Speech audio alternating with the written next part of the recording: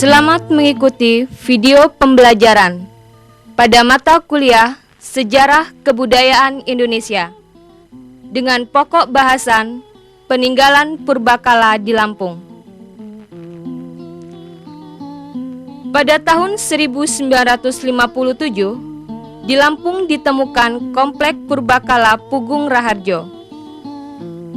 Situs purbakala Pugung Raharjo tersebut telah dipugar dan dapat dikunjungi 1 jam perjalanan dari kota Madya Bandar Lampung karena hanya berjarak 41 km dengan kondisi jalan aspal. Komplek Taman Purbakala Pugung Raharjo terhampar di dataran dan dikelilingi oleh mata air yang membentuk sungai-sungai kecil. Di sekitar daerah ini terdapat pula pegunungan yang tinggi. Tanahnya subur dan banyak kita jumpai tanaman lada, cengkeh, dan kelapa. Rumah informasi adalah tempat penyimpanan temuan benda sejarah yang didapat dari situs, yang karena pertimbangan keamanan. Rumah informasi ini adalah rumah penduduk asli Lampung dengan gaya tradisionalnya.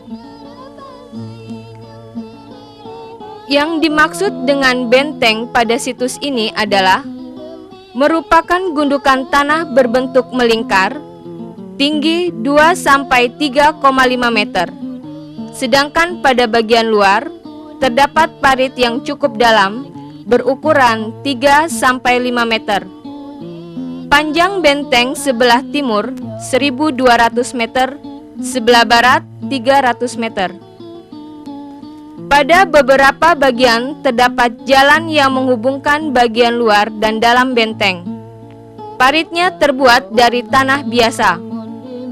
Fungsi benteng tersebut diperkirakan sebagai tempat perlindungan baik dari gangguan binatang buas maupun serangan suku lain. Yang dimaksudkan dengan punden di sini adalah merupakan gundukan tanah yang berundak-undak. Ada yang terdiri dari 3 undak dan ada hanya 2 undak. Antara undak satu dengan undak lain dan dasar undak dikuatkan oleh susunan batu untuk menjaga agar tidak longsor. Pada situs Pugung Raharjo ini terdapat kurang 13 punden besar dan kecil. Sedangkan fungsi punden adalah sebagai tempat pemujaan. Punden 1 terdiri dari 2 undak. Dasar punden berukuran 12 x 12 meter dan undak kedua berukuran 5,5 x 5,3 meter. Punden 2 terdiri dari 3 undak. Dasar punden berukuran 12 x 12 meter. Undak kedua 8 x 8 meter. Dan undak ketiga 5,5 meter. Punden ketiga terdiri dari 2 undak. Dasar punden berukuran 9,9 meter. Undak kedua 6,6 meter.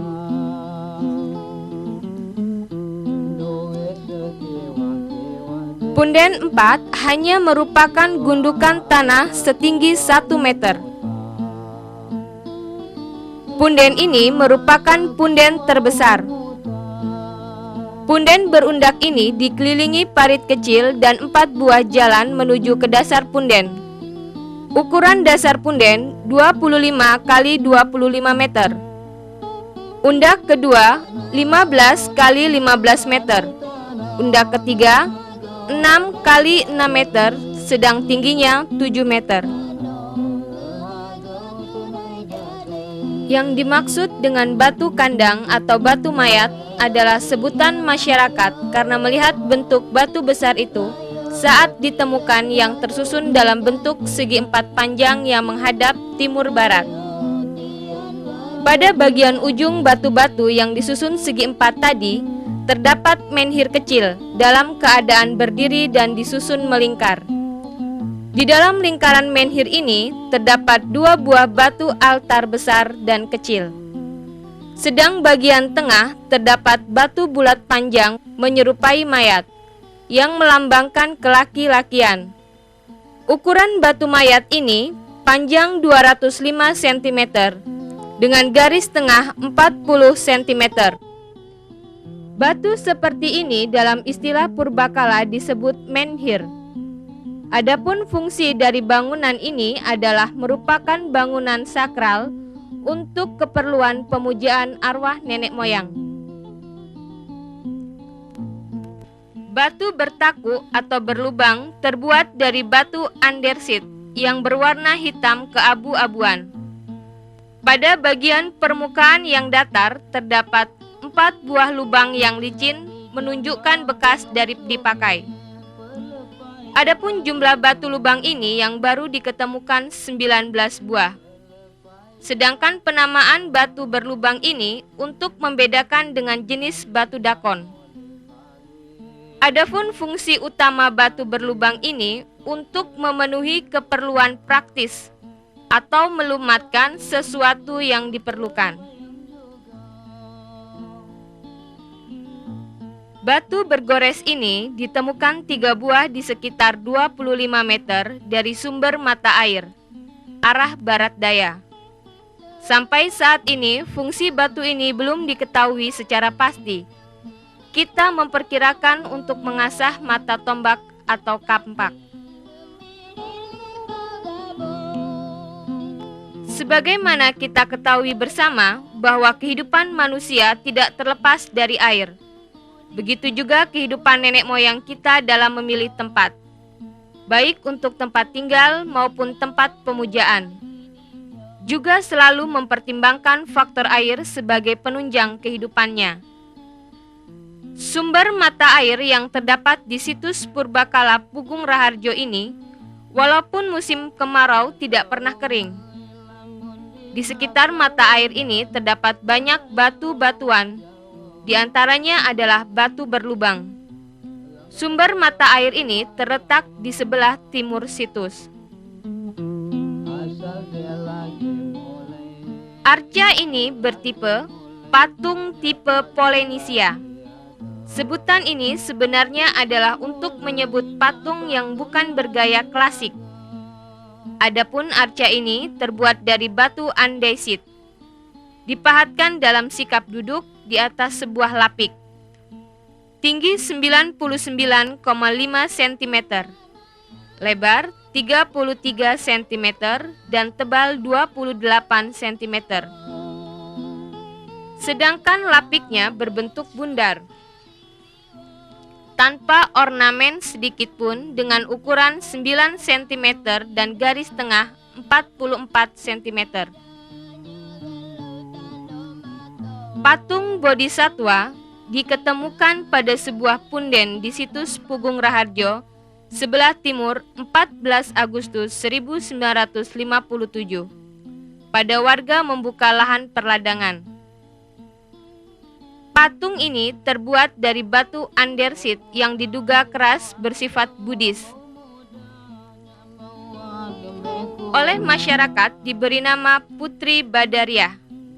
Ukuran patung Badaria ini tinggi 91 cm, lebar 35 cm, tebal 22 cm.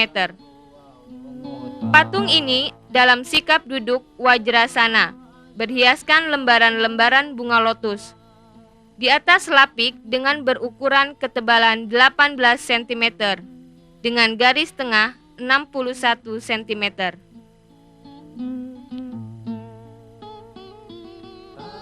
Kapak ini tampaknya merupakan kapak Neolitik yang terbuat dari batu granit berwarna putih krem. Keadaannya telah pecah bagian tangkai atasnya, dan pupanya telah digosok dengan halusnya. Bagian cuting edge-nya tanpa adanya bekas-bekas pemakaian.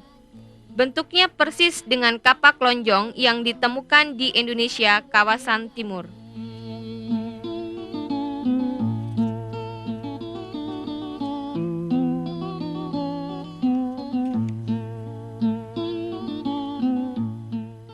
Adapun keramik-keramik asing yang tersimpan di Rumah Informasi Taman Purbakala Pugung Raharjo tampaknya seluruhnya dari Cina dan kebanyakan dari dinasti Sung dan Ming. Keramik Sung ada di antaranya yang berasal dari abad 10, sedangkan keramik Ming dari abad ke-14 dan ke-17 Masehi. Keramik-keramik ini hanya beberapa buah saja yang terhitung utuh, yaitu sebuah guci, 2 buah buli bulu, dan 2 buah cepuk. Demikian pertemuan kita kali ini. Mudah-mudahan kita akan jumpa lagi pada pertemuan yang akan datang.